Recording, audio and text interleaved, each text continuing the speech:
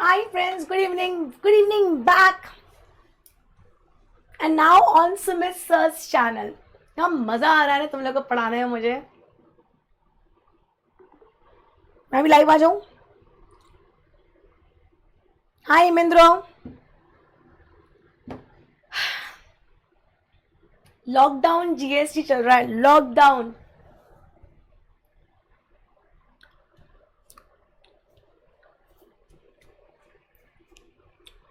Good morning, good evening, कुछ तो बोलो.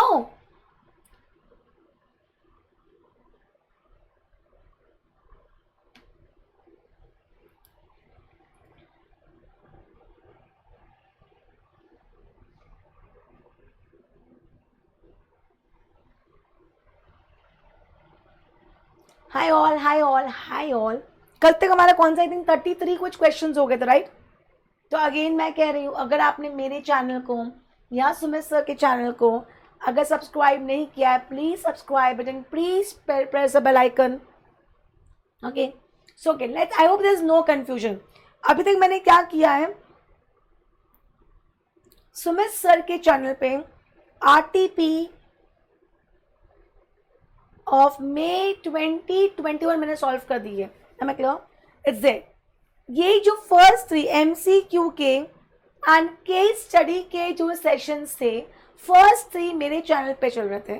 पर हमने आज से मेरे चैनल पे क्या स्टार्ट किया है, रिविजन स्टार्ट किया है. तो now this I am continuing over here. तो मैं फर्स्ट 3 का लिंक डाल दूंगी. ओके, तो लेट्स गो अहेड. कहाँ आ गया था मेरे, कौन से क्वेश्चन हो गए थे बताएगा कोई? आई थिंक कुछ 33rd हो गए थे, राइट?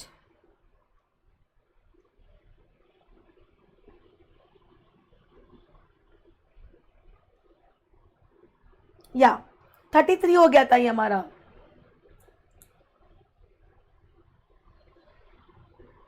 माइनर ब्रीच हमारा 33 हो गया था, माइनर ब्रीच हो गया था. Let's come to 34th question. Let's come to 34. आज टारगेट 60 का रखते हैं, 60 का टारगेट रखते हैं, सो दैट कि फिर 2 दिन में हमारे 100 हो जाए तो हम फटाफट से फिर केस स्टडी स्टार्ट कर दें.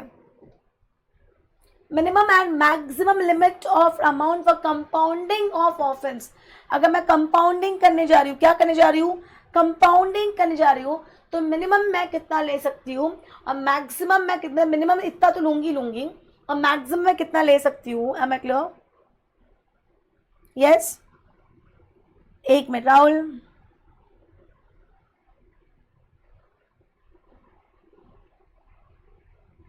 Okay, good evening Krishna, good evening बनाया.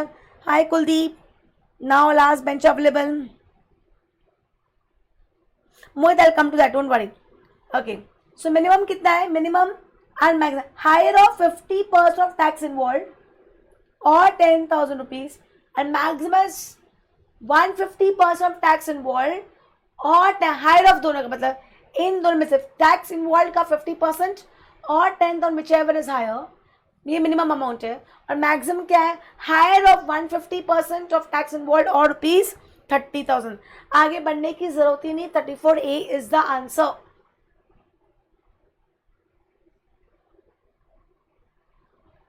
क्लियर?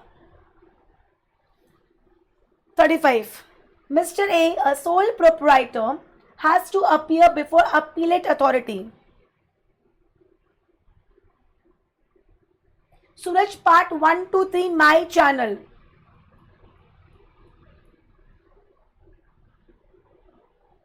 मैं काम करूंगी, कल जो मेरा सप्लाई चैप्टर रहेगा ना, मैं उसके डिस्क्रिप्शन बॉक्स में ऐड कर दूंगी. लो मैं आ गया, लो मैं आ गया. वो गाना याद आता है मेरे को. Okay, Mr. A, a sole proprietor, has to appear before appellate authority.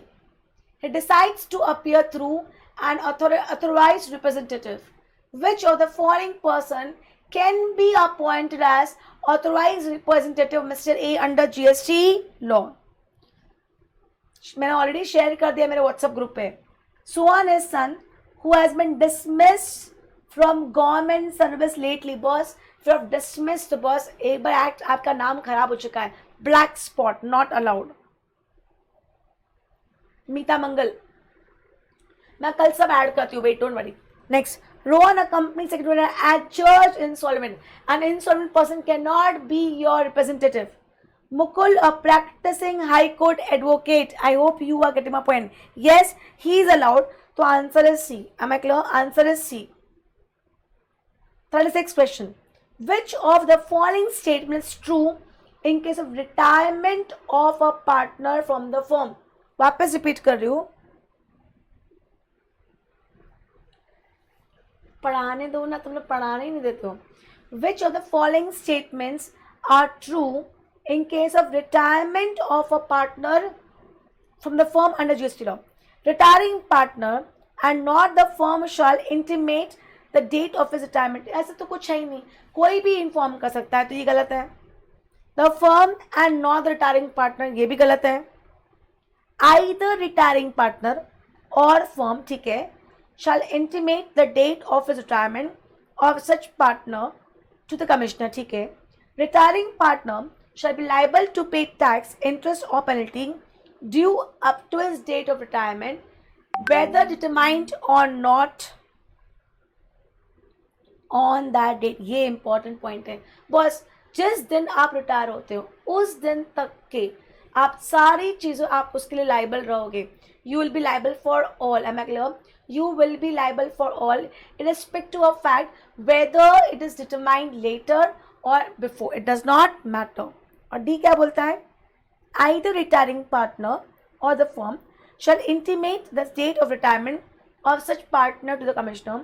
Retiring partner shall be liable to pay tax, interest, penalty due up to the date of such intimation. No, wrong.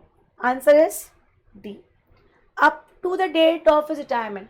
जिस दिन वो retire होता है उस दिन तक की सारी चीज़ों के लिए he is liable irrespective of fact whether the amount is determined or not on that date. 37.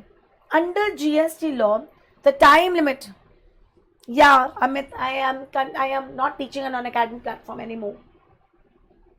Under GST law, the time limit for issuance of show cause notice in case of non-payment of ITC, okay, on a reason other than fraud का section बताओ मुझे, and fraud वाले का section बताओ मुझे फटाफट. First tell me section. बस हम लोग है ना थोड़ा अलग लेवल से पढ़ रहे हैं, मेरे को ABCD में मजा नहीं आता. आई रिवाइज हो जाता है सेक्शन, एक कंसेप्ट आगे बढ़ जाते हैं अपन. Tell me section.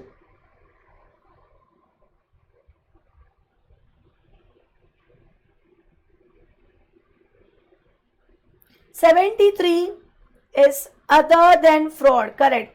73 is other than fraud, Sneha.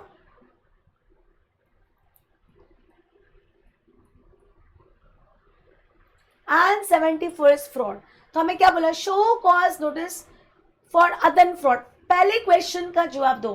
Other than fraud के केस में कितने टाइम तक ऑर्डर इश्यू हो जाना चाहिए? आंसर करो फटाफट. अदर देन फ्रॉड के केस में, अदर देन फ्रॉड के केस में कितने टाइम तक शो कॉज नोटिस इशू हो जाना चाहिए? Please answer this question. Please answer this question. Other than fraud के केस में, अदर देन फ्रॉड के केस में मुझे कितने टाइम में ऑर्डर इशू हो जाना चाहिए? जल्दी बोलो ना यार, तो पंच मारूंगी मैं. 3 years from what date? 3 years from what date?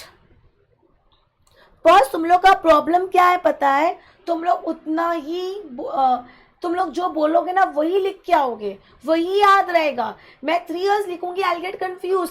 3 years from the due date of filing annual return for the respected financial year.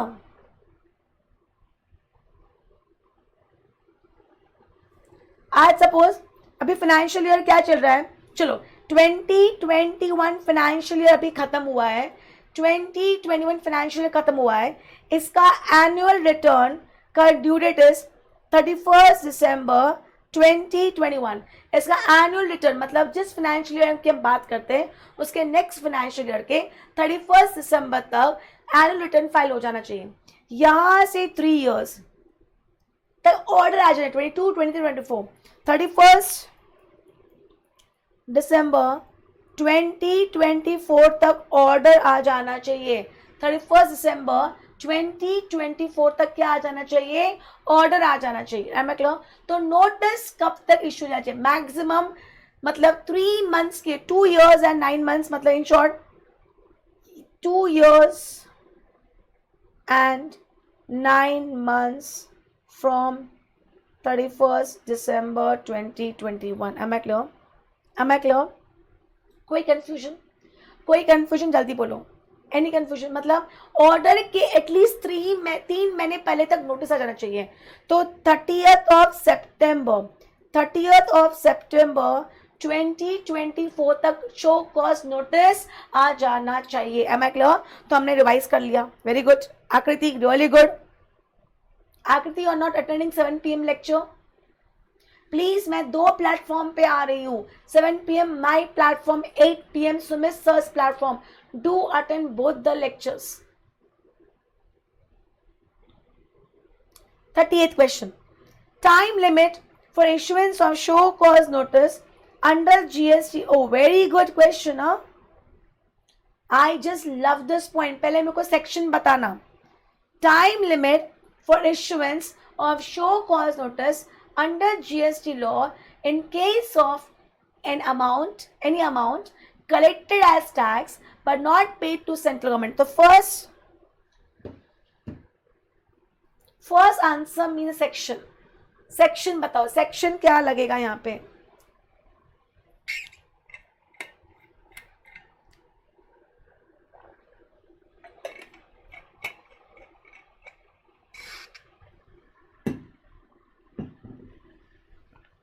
Perfect आकृति.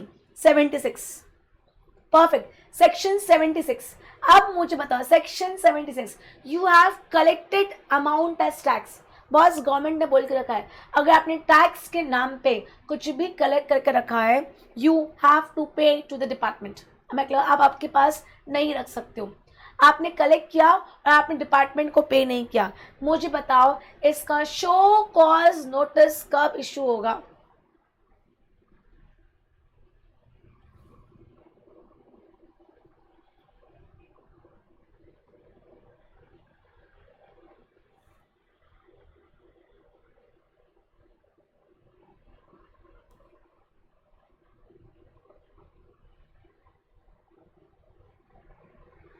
इसका शो कॉज नोटिस कब इशू होगा? कंफर्म.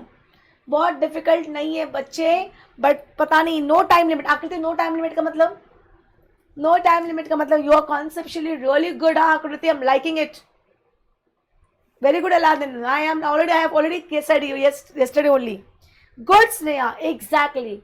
इस केस में कोई टाइम लिमिट नहीं है show cause notice का. बट अगर मैं आपसे ये पूछूं, सेक्शन 76 में ऑर्डर कब इशू हो जाना चाहिए, ये बताओ. सेक्शन 76 में ऑर्डर कब इशू होना चाहिए? Can you people tell me that? This I agree. No time limit when it comes to show cause notice. आपको जब लगेगा आप तब नोटिस इशू कर सकते हो. But my next question is, by when should you issue the order?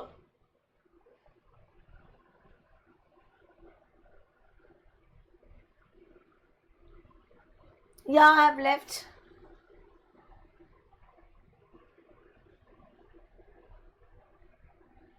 जल्दी बोलो, जल्दी बोलो, जल्दी बोलो. आकृति, Aladdin, Sneha.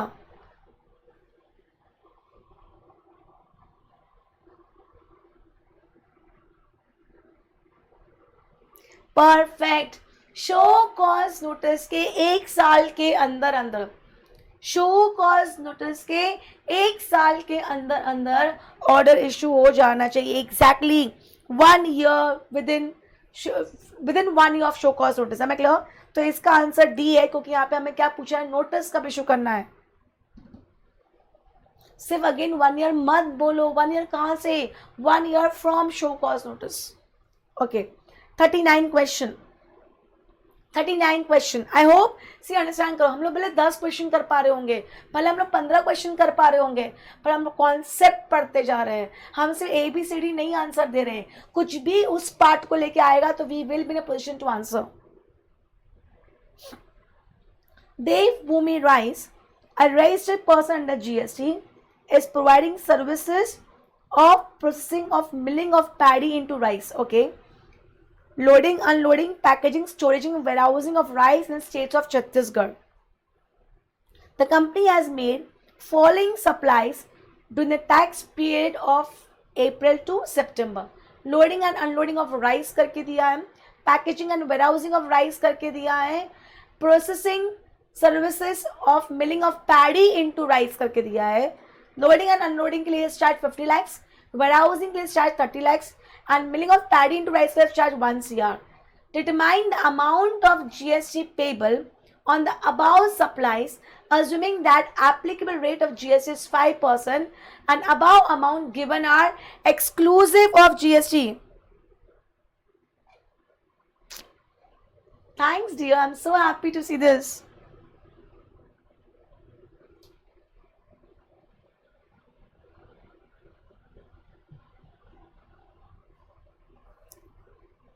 Exactly. This is exempted. This is exempted. Only this is taxable. तो 1 crore का 5% is 5 lakhs. Perfect. Perfect. बस Jan 21 में I'm really happy. मेरे बहुत सारे बच्चे क्लियर कर गए ग्रुप 2. इनफैक्ट CA बन गए. I'm really happy. And पता है, this is the reason that you people have given me that confidence that I can come live now. Next question. 40th question. Yeah, 39C. A municipal corporation has invited online bids for maintenance of bus stop for a period of 1 year from 1st January to 31st December. ठीक है?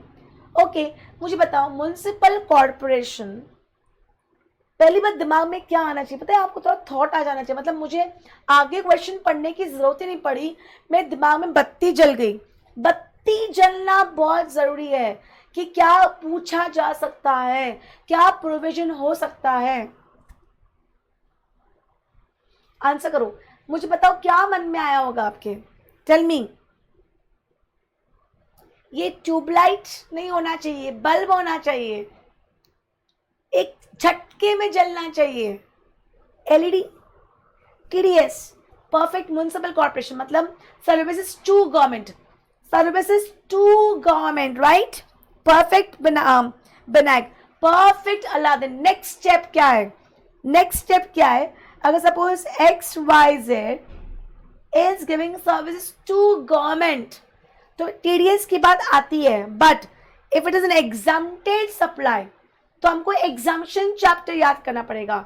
तो अगर मैं government को services दे रही हूं which is given in article 243W and 243G, कैसे याद किया है मैंने? मतलब म्युनिसिपालिटी का उल्टा एंड विलेज गांव, ऐसे याद किया है मैंने. मतलब आर्टिकल 243W, M का उल्टा W एंड गांव इज विलेज. तो इनका कहना है इस आर्टिकल, ये आर्टिकल है कॉन्स्टिट्यूशन का आर्टिकल है, इसमें क्लीनिंग ऑफ लाइक या पॉट होल्स भरना या लाइट्स जो स्ट्रीट लाइट्स खराब हो गई है, पब्लिक टॉयलेट्स को क्लीन करना, मेंटेन करना, या ये बस स्टॉप को मेंटेन करना, इसकी बात है. तो अगर आप ये सर्विसेज किसको दे रहे हो?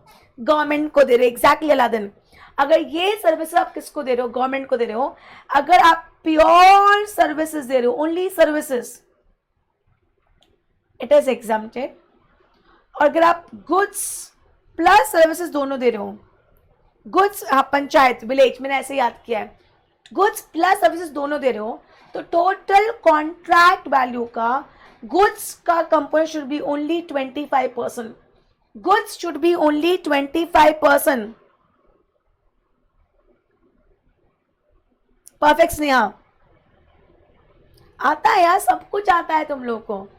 तो क्या लिखा? I am reading the question again. मतलब मुझे फर्स्ट 3 लाइन पढ़ के as per entry 3 and as per entry 3A of notification number 12/17. yes. तो क्या लिखा है? क्या है? क्यों बज रहा है बार बार? Okay. A municipal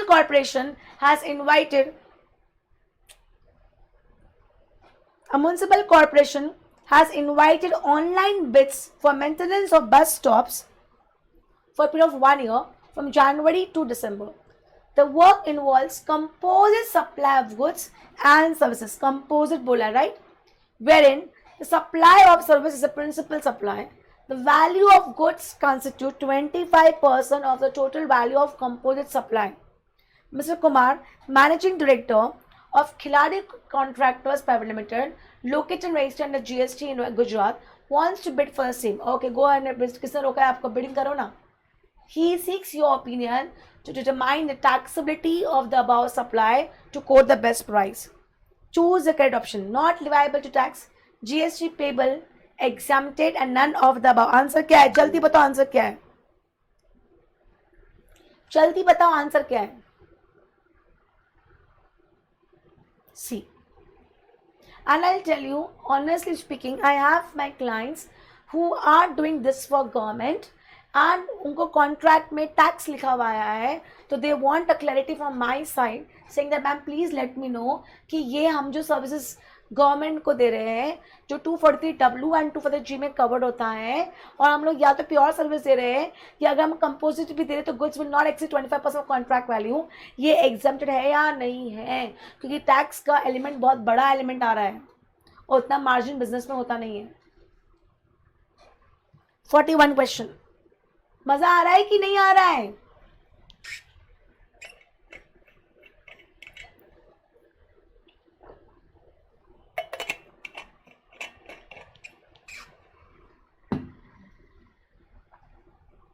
जल्दी बोलो, मजा आ रहा है कि नहीं आ रहा है?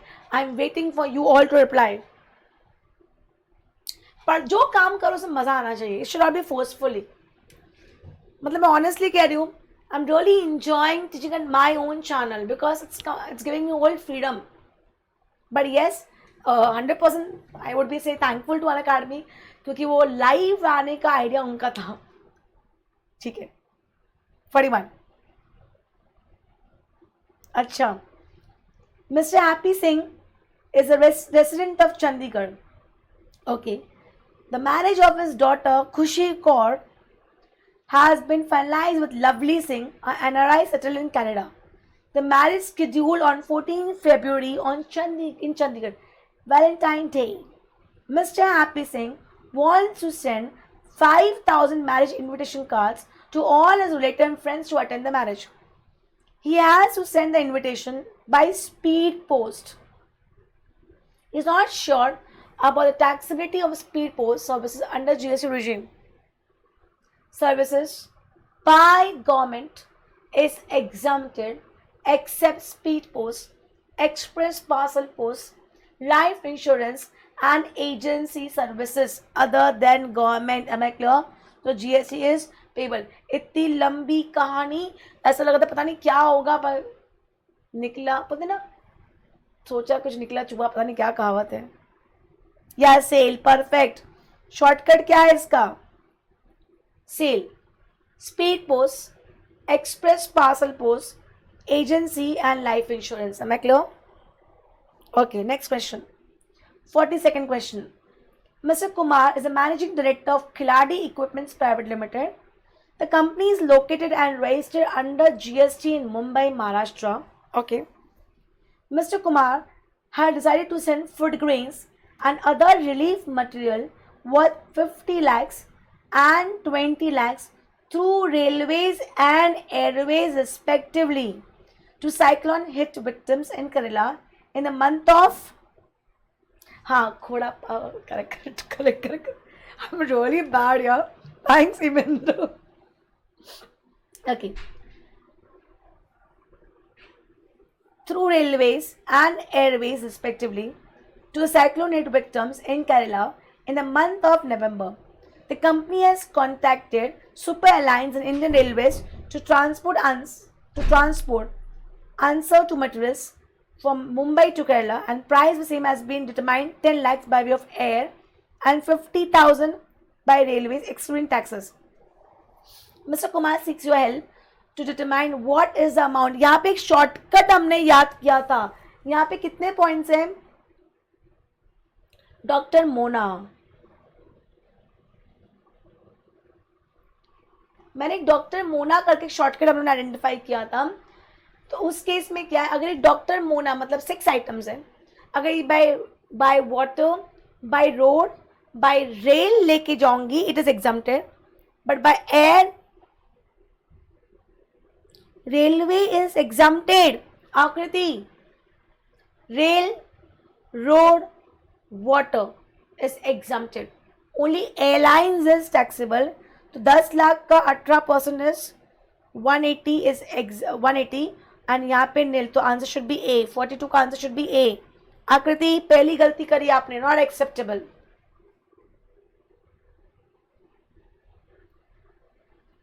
Am I clear? 43rd question. अगर आप रिलीफ मटेरियल्स जो natural disaster, man made disaster अगर हिट हुए हैं उनको प्रोवाइड कर रहे हो, तो bye rail it is exempted, but by air it is taxable. Okay, next question. 43rd question. Mister Manjot is a trader supplying goods from his firm mister Singh traders. Okay, the office of the firm is located in Delhi, whereas its godown are located in state of UP, Punjab, Jammu Kashmir respectively. अच्छा, head office Delhi में है, godown UP, Punjab, Jammu Kashmir. Okay, in all 4 states Mrs Singh traders made following intra state supplies during different states during current financial year. Delhi में 21 लाख, मतलब intra ही कर रहे हैं. दिल्ली में 21 लाख का टैक्सेबल सप्लाई है, पंजाब में 6 लाख का एग्जाम्प्टेड सप्लाई है, यूपी में taxable and exempted 3 lakh each है, जम्मू एंड कश्मीर में टैक्सेबल 8 लाख है और एग्जाम्प्टेड 3 लाख है. Ascertain the states in which Mr. Manjot is required to take registration. तो फर्स्ट मुझे क्वेश्चन का जवाब दो, मिस्टर मंजोत के लिए रजिस्ट्रेशन की लिमिट क्या होगी, पहले ये जवाब दो. मिस्टर मंजोत के लिए रजिस्ट्रेशन की लिमिट क्या होगी?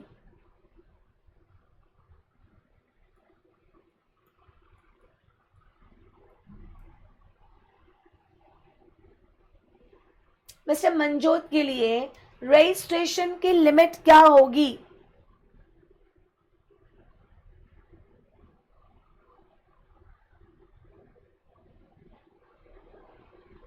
Okay, 40 lakhs. Why 40 lakhs? Because it's only into goods. Only into goods. So मेरी पहली कंडीशन सेटिस्फाई हो जाती है. सेकेंड, वो सिर्फ इंट्रा कर रहा है. थर्ड, वो 10 स्टेट्स के जो नाम दिए हैं जिनको 40 lakhs का बेनिफिट नहीं मिलता है, उनमें से एक भी यहाँ नहीं है. Am I clear? और मैं स्पेशल कैटेगरी स्टेट में भी नहीं हूँ. In short 40 lakhs. तो अभी पहले पता टोटल टर्नओवर कितना है? 21 plus 6 plus 3 plus 3 plus 8 plus 3, right? तो 21 plus 6 plus 3 plus 3, 21 plus 6 plus 3 plus 3 plus 8 plus 3, 44.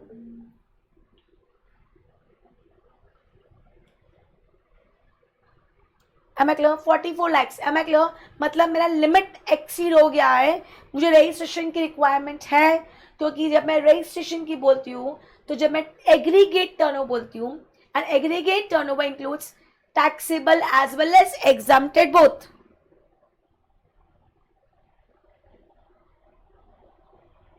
Right? Now next question. Next question का आंसर दो. कौन से स्टेट में रजिस्ट्रेशन होगा और कौन से में नहीं होगा? कौन से में रजिस्ट्रेशन होगा और कौन से में रजिस्ट्रेशन नहीं होगा? आंसर करो.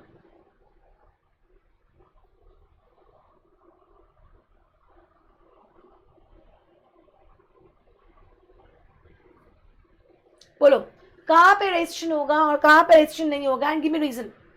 Give me reason fast. Delhi में होगा, करेक्ट. पंजाब में होगा कि नहीं होगा? पंजाब में होगा कि नहीं होगा? एक मिनट अलादीन, रुको. Delhi, UP and Jammu and Kashmir, correct. Delhi, UP and Jammu Kashmir. Punjab में रिक्वायर्ड नहीं है, क्योंकि पंजाब में I am exclusively into exempted supply. Okay, अब एक क्वेश्चन ऊपर पूछा है कि कहाँ गया? अगर नागालैंड होता तो, अगर इसमें एक भी स्टेट अगर नागालैंड होता तो ये 40 lakhs की लिमिट कितनी हो जाती? 10 lakhs की हो जाती. ये 40 lakhs की लिमिट कितनी हो जाती, 10 lakhs की हो जाती. Am I clear? Clear? Delhi, UP and Jammu and Kashmir. ठीक है, आंसर बी. 43rd का answer B. Next question, 44th question.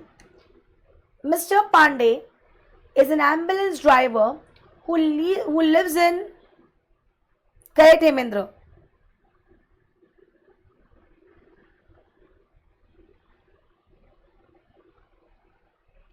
थोड़ा क्वेश्चन का लेवल बढ़ाओ, इसका इस क्वेश्चन का थोड़ा लेवल बढ़ाऊं. चलो बढ़ाओ कि नहीं बढ़ाऊं, इस क्वेश्चन का लेवल बढ़ाओ कि नहीं बढ़ाओ, जल्दी बताओ.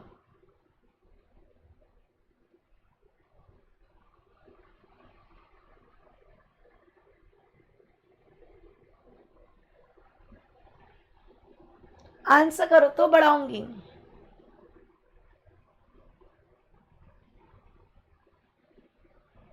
ओके.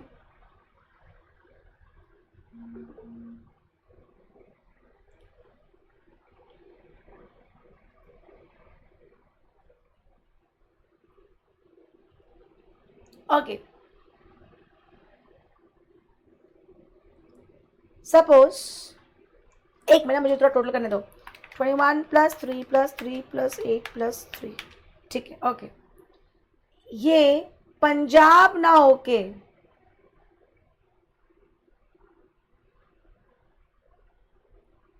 नागालैंड होता. अब मुझे बताओ मेरी लिमिट क्या होगी, सोच के जोड़. बाकी everything same. First answer to my this question, what will be my limit for registration? First person to give answer, correct answer, will be lots of love. Chocolates तो दे नहीं सकती. स्नेहा wrong. अच्छा sorry Sneha, sorry Sneha, sorry, I'm taking my words back. Vinayak ने बोला 10, स्नेहा ने बोला 40. Answer दोनों में से एक ही हो सकता है, या तो 10 या तो 40. Okay okay boss, first thing, जो 10 बोल रहे हैं, you need to apply your brains. It is not 10, it is 40 over here. Why? I'll tell you. Understand the reason. Agreed this point that अगर मेरा एक भी स्टेट स्पेशल कैटेगरी स्टेट आता है तो my limit should come down to from 40 to 10. But tell me, am I going to go for registration in Nagaland? नहीं किरण. I got to answer Sneha. Am I going to go in मैं क्या नागालैंड में registration करवाने वाली हूँ, yes or no? मैं क्या नागालैंड में रजिस्ट्रेशन करवाने वाली हूँ, yes or no?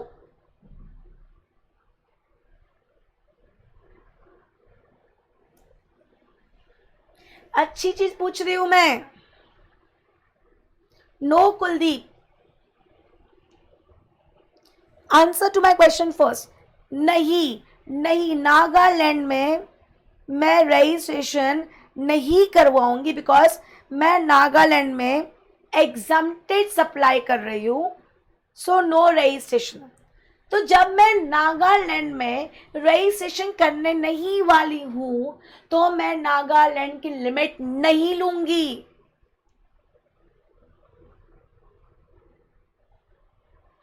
No Kiran, no please listen to my first point. मेरा एक स्टेप बढ़ना, 10 और 40 पहले ये डिसाइड करना है अपने को.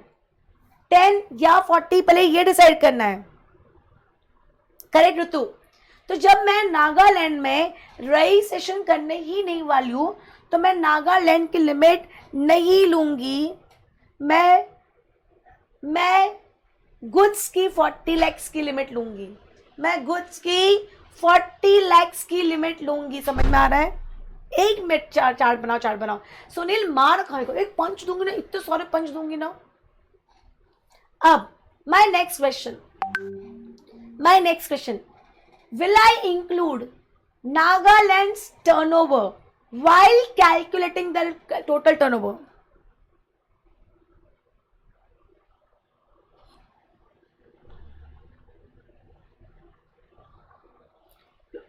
दिस इज वेरी क्लियर, मैं नागालैंड की लिमिट नहीं लेने वाली हूँ बिकॉज मैं नागालैंड में रजिस्ट्रेशन नहीं करवाऊंगी. But my next question is, अगर मैं 6 lakhs को हटा देती हूँ तो 44 माइनस 6, 38 lakhs का टर्नओवर आ रहा है. अगर मैं 6 lakhs को हटाती हूँ तो 38 का आता है, और 6 lakhs को लेती हूँ तो 44 का आता है.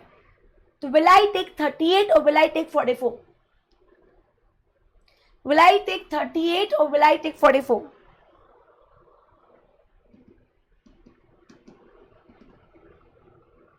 Exactly. I will be taking 44. I will not be taking the limit of Nagaland, but I will be taking the turnover of Nagaland to calculate my aggregate turnover. And the moment I do that, my aggregate turnover exceeds 40 lakhs. So hence I need to go for registration. I hope I am making myself very clear.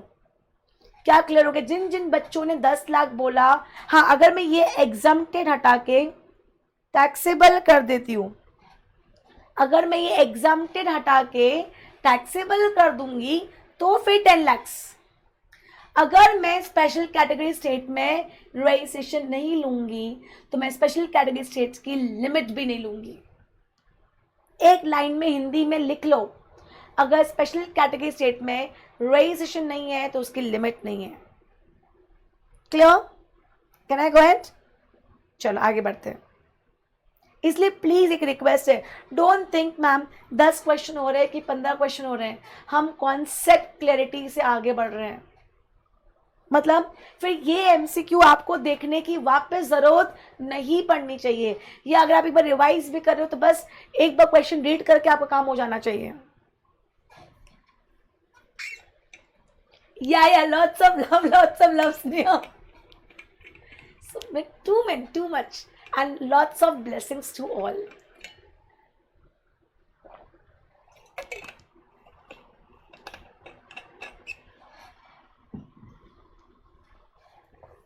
Forty-fourth question. Mr. Pandey is an ambulance driver who lives in NCT of Delhi. He provides driving services to Preeti Heart and Lung Institute, a super specialty hospital registered under GST in Delhi. I love you all. ऐसा flying kiss करने का मन कर रहा है ऐसे करके.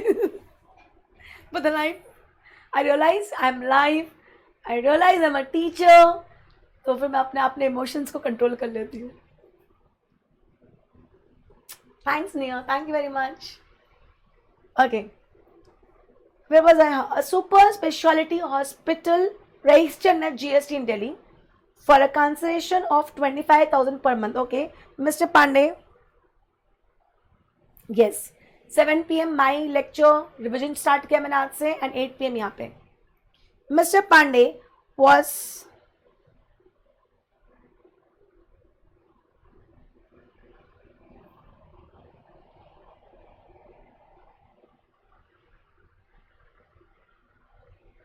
Aladdin, मेरे को तो आप ही समझ में नहीं आते हो.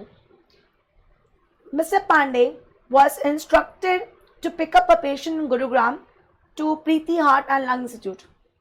While going from Delhi to Gurugram, he picked up 5 passengers for transportation in the ambulance from Delhi to Gurugram and charged 500 each of them.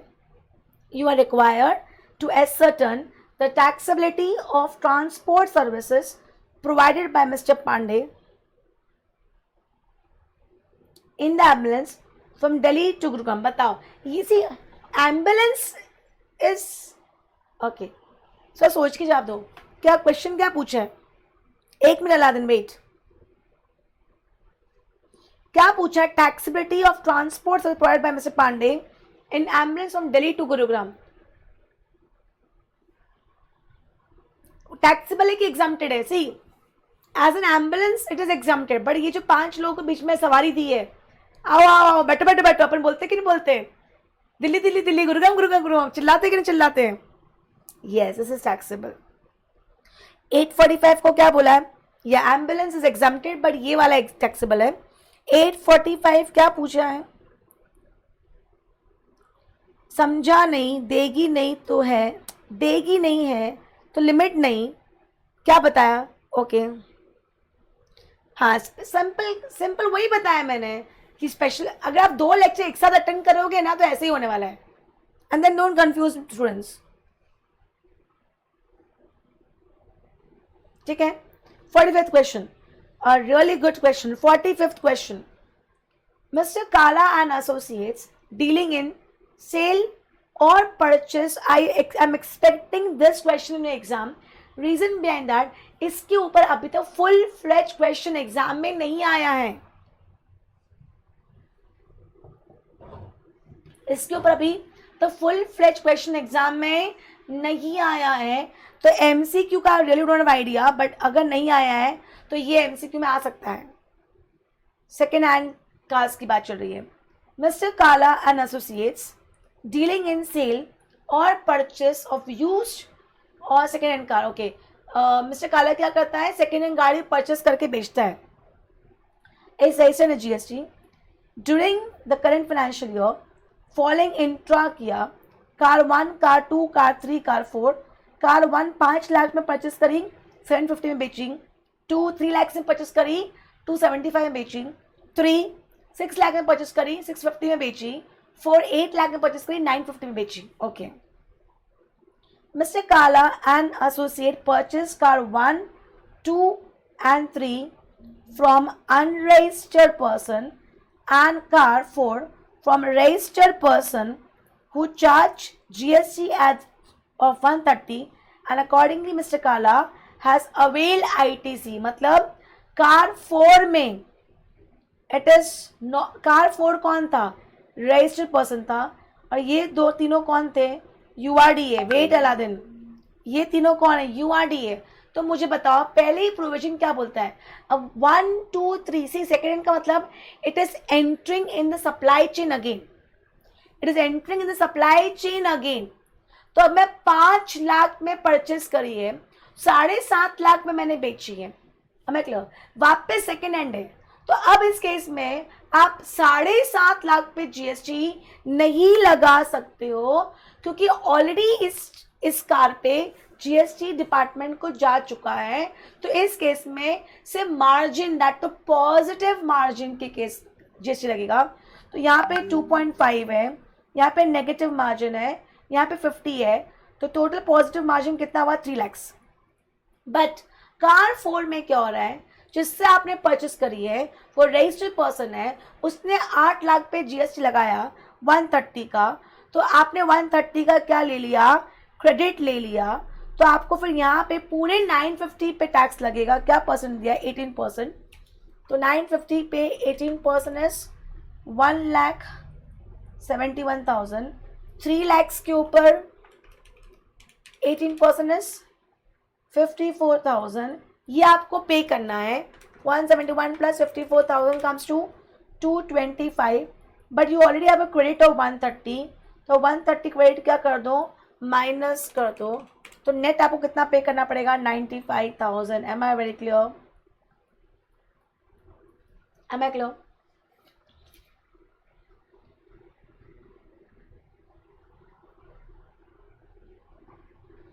M I clear? क्या कॉन्सेप्ट? ये margin method will be applicable only in 1 2 3, not in case of 4. Margin method will be applicable only on 1 2 3 not on 4. समझा कि नहीं समझा? जल्दी बोलो यार, एक दो क्वेश्चन और कर लेते हैं. ठीक है, next question. Mrs Vishnu mega mart, Vishu, a store located and registered under GST in Rajasthan, has come out with big discount offer at the time of Diwali on various gift item. Okay, Kiran. 1 2 3. Okay. I will not go ahead क्योंकि ये concept important है. See, understand करो. 1 2 3 में क्या हो रहा है? Understand. Suppose एक कार की बात करते हैं. फर्स्ट टाइम मैंने शोरूम से कार परचेस करी.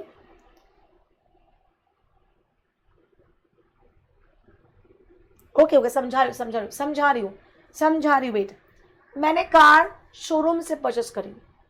मैंने 10 लाख की कार परचेस करी, उसमें 1,80,000 का टैक्स पे किया कार डीलर को, 11,80,000 का मुझे कॉस्ट पड़ा एंड 180 उसने गवर्नमेंट को टैक्स पे कर दिया। मैं कार यूज़ कर रही हूँ, वो कार पे क्या ऑलरेडी 180 गवर्नमेंट को टैक्स जा चुका है कि नहीं जा चुका है? क्या वो कार पे 180 गवर्नमेंट को टैक्स जा चुका है कि नहीं जा चुका है?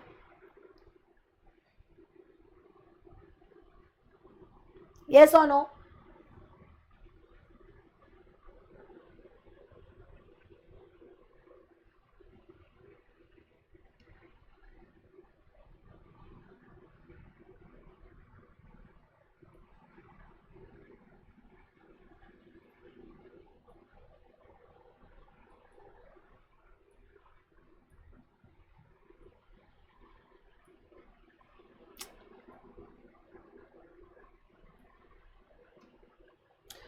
वेट फॉरगेट, अभी क्या हो गया? ये पेज सिंक्रोनाइज नहीं हो रहा है, एक मिनट।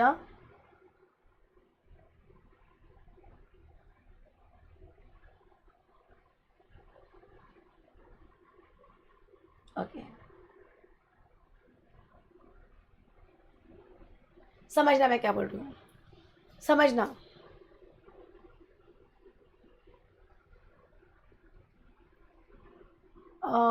सपोज मैंने 4 कंपनी से कार परचेस करी, Mika. Sure, I will not take my example क्योंकि कंफ्यूजन बढ़ जाएगा फिर। ओहो,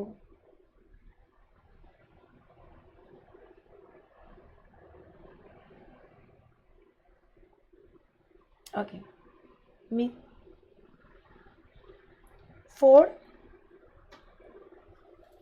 and Kiran.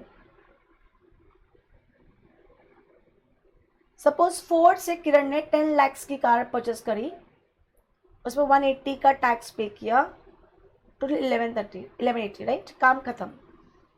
Ford company 10 lakh अपनी जेब में रखे, 180 गवर्नमेंट को टैक्स पे कर दिया। अब सपोज किरण ने ये कार 5 साल 6 साल 7 साल यूज करी, अब सेकेंड हैंड बेची, and who is Kiran? Unregistered dealer. Suppose mister x का सेकेंड हैंड कार परचेस करने का बिजनेस है, तो किरण ने ये कार मिस्टर एक्स को 2 लाख में दी और मिस्टर एक्स ने मिस्टर वाई को ये कार 2,75,000 में बेच दी। Now tell me, is Kiran registered person? Is Kiran a registered person? अरे एक मिनट, लास्ट बेंचर, देखती हूँ डाउट क्या है।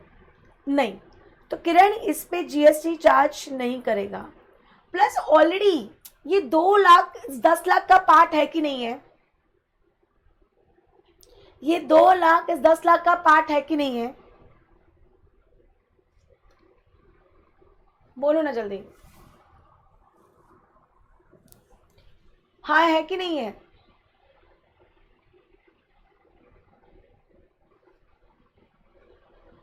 तो ऑलरेडी उस पर टैक्स गवर्नमेंट को जा चुका है, तो वापस 2 लाख पे टैक्स की बात नहीं आ सकती,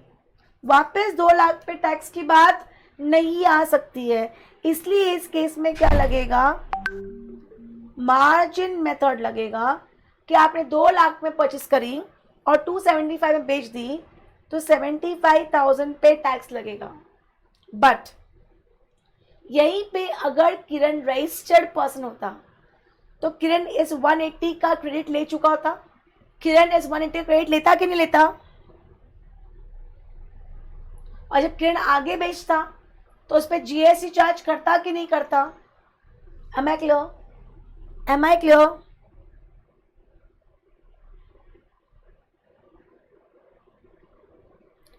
नहीं, व्हेन व्हाट वैल्यू? ये तो कौन सी वैल्यू? तो बेचने वाली वैल्यू। ये 2 लाख की बात कर रहे हो, जितने में बेचा है मैंने, जितने में हमने बेचा है। डेप्रिसिएशन और इंश्योरेंस डॉक्यूमेंट वाली बात नहीं आती है। कितनी बार तो ये पता है कैश में हो जाता है, इस केस में अगर यहीं पे किरण अगर रजिस्टर्ड पर्सन होता तो 180 का क्रेडिट ले चुका है, अभी आगे बेचेगा तो जीएसटी चार्ज करेगा, तो मिस्टर एक्स उसका क्रेडिट लेगी, तो फिर मिस्टर एक्स 275 पे टैक्स चार्ज करेगा। अगर पूरा सी अंडरस्टैंड करो, नॉर्मल हमारा रूल क्या बोलता है, A to B, B to C to D, D to E चल रहा है चेन। अगर हर कोई आईटीसी लेता जा रहा है, ए टू बी 100 रुपये का 10 रुपये, 120 रुपये 12 रुपये, 150 रुपये 15 रुपये, 200 रुपये 20 रुपये, तो यहाँ पे हम टैक्स 120 पे लगा रहे हैं, 150 पे लगा रहे हैं, 200 पे लगा रहे हैं, क्योंकि आप पूरे वैल्यू पे आईटीसी लेते जा रहे हो, है ना। बट ये नॉर्मल होता है। पर अगर आप आईटीसी बात ही नहीं आई है तो फिर आप वापस पूरे वैल्यू पे तो टैक्स नहीं लगा सकते ना, इसलिए सिर्फ मार्जिन मेथड पे। ओके, या चेन है तो आईटीसी अवेलेबल है, अगर अनरजिस्टर्ड पर्सन हो, चेन ब्रेक हो गई तो बात खत्म। करेक्ट।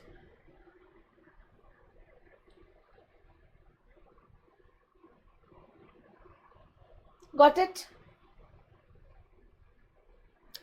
अच्छा, किसका डाउट, वापस क्या डाउट था?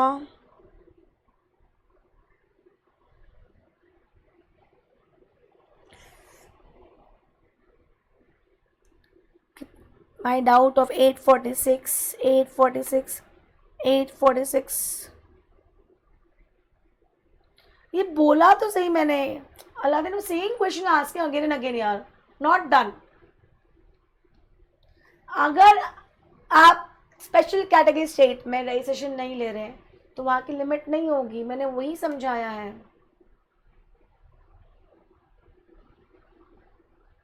वैल्यू ऑफ कार आपने जितना वाइट में डॉक्यूमेंट में दिखा रहे हो, हाँ यहाँ पे सबके पास रजिस्ट्रेशन होगा।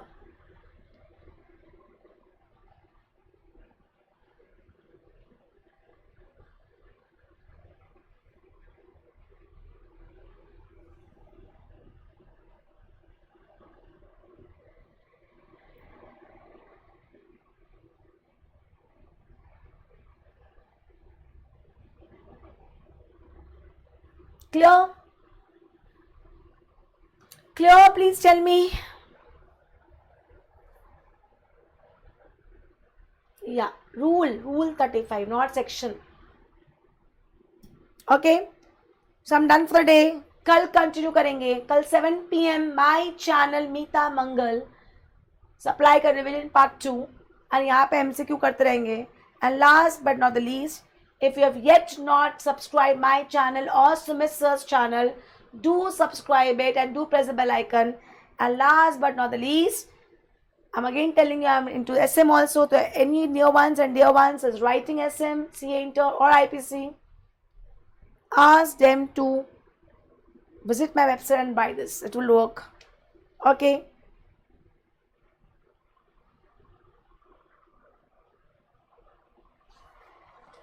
a month maximum bye 10th of May तक हो जाएगा। अगर मेरा एक बार ये खत्म हो जाएगा ना MCQ, फिर मैं 2 घंटा रिविजन स्टार्ट कर दूंगी तो और जल्दी हो जाएगा। Amendment lecture I think I am planning next week, I am planning next week. Okay, welcome. और कुछ doubt? Aladdin at a time, focus on only one lecture. Okay, thank you, take care, bye-bye. We'll meet tomorrow again 7 PM in evening. Okay, bye, good night, sayonara. हाँ, आज से supply का review start किया मैंने on my channel. Yes, Akriti. So please do subscribe my channel. 70% of my people, students who are viewing my lectures are unsubscribed. ऐसे कैसे काम चलेगा? Okay, take care, bye.